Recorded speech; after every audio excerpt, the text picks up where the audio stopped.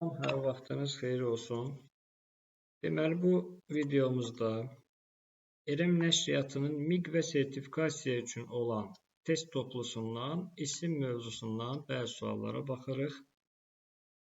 Bunu qeyd edeyim ki, əgər Güvən nəşriyyatını və DİM-in test toplularını işləməmisinizsə, bu topluya başlamayın. Çünki buradakı suallar həm düşündürücü, həm çaşdırıcı, yəni çətin suallardır. Ruh düşkünlüyü yarada bilər sizdə. Baxaq, birinci sualda uyğunluq istəyir. Toplu isimlərlə bağlı uyğunluq. Uyğunluq sualı belədir ki, doğrunun altından doğrunu, yanlışın altındansa yanlışı götürürük. Toyuq-cücə və qab-qacaq sözləri toplu isimlər deyil. Bəli, bu doğrudur. Yəni, toplu isim deyil bu sözlər. İkinciyə baxırıq. Toplu isimlər homonimlik xüsusiyyətinə malik deyil. Burada yanlışlıq var. Niyə? Bir misal verək. Kütlə sözü həm nəyinsə kütləsi, çəkisi deməkdir, həm də insanların olduğu topluluq deməkdir. Deməli, bu homonimdir. Amma burada səhvdir. Homonim olmur deyir.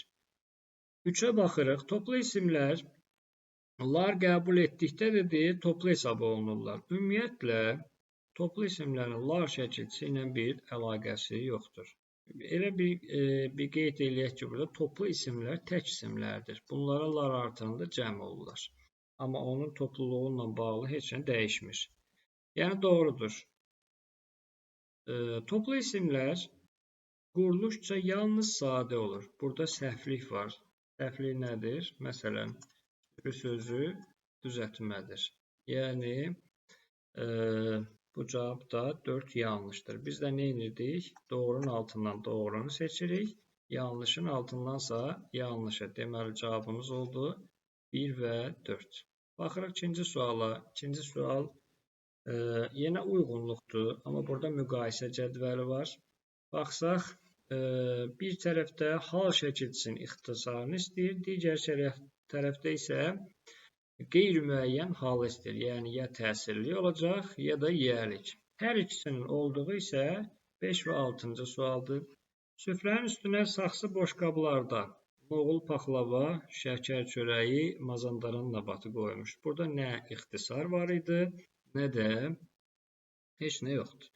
Xalq köhnə ildən qalma dərd və qəmlərini suya tökərək axar su üstündən atlanırdı. Baxaq, burada həmcins var. Həmcinslərin axırıncısında nədirsə, əvvəldə də o olur. Yəni, əslində dərdlərini və qəmlərini suya tökərək. Deməli, burada nə var idi? Hal şəkilçisinin ixtisarı var. Birinci qaydamız var. İkinci qaydamız da burada var. Su üstündən əslində olur, suyun üstündən. Yəni, hər iki tərəfin də tələbi olduğuna görə 2-nin yeri əslində 5 və 6-nın yerində olmalıdır. Ona görə biz 2-ni də doğru saymırıq. 1 də 2 də doğru cavab olmayacaq. 3-ə baxırıq. 3-də qeyri-müəyyən hal istəyildi. Nadirin qanlı vuruşmalarından sonra Kərim xan Zənd İranda asayişi bərpa etmişdir. Burada heç birini mən görmədim.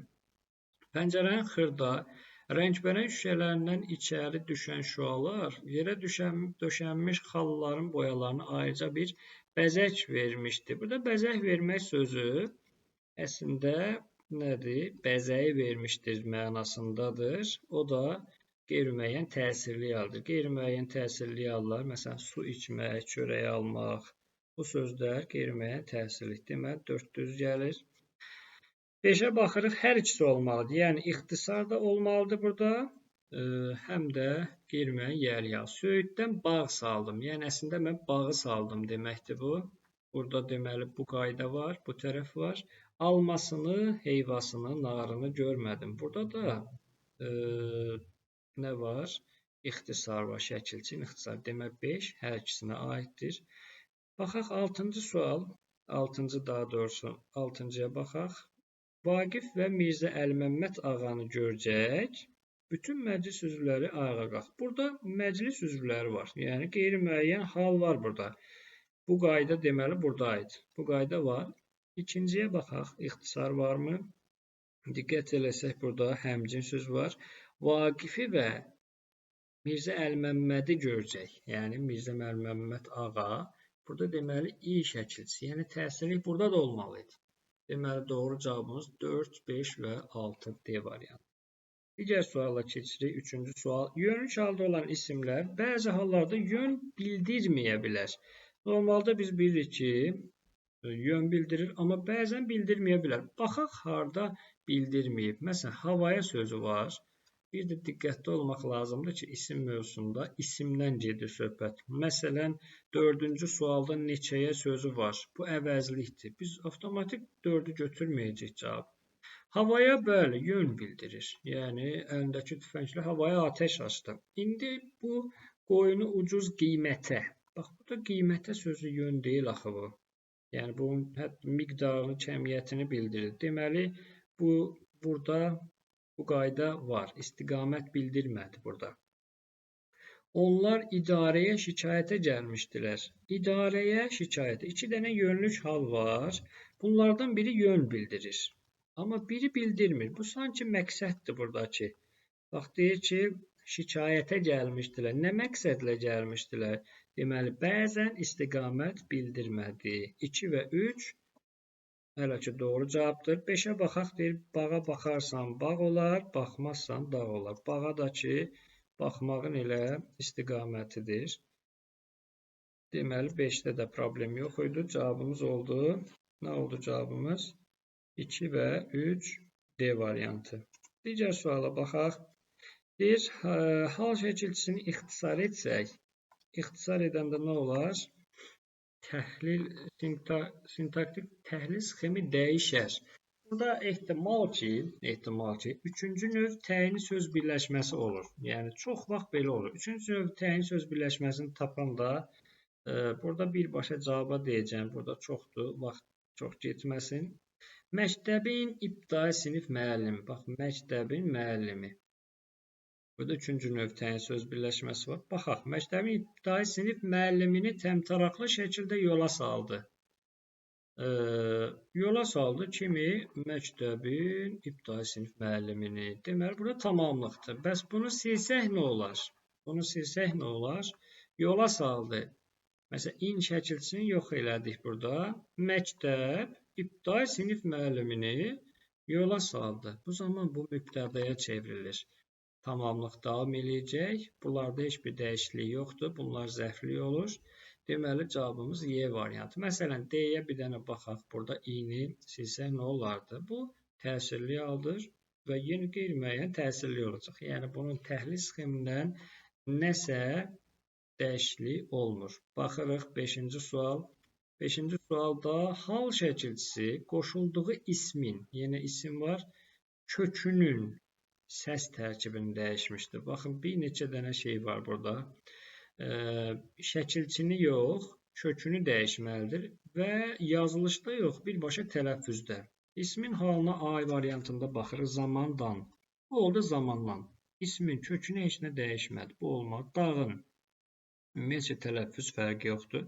Bizim tələffüz fərqini istəyir.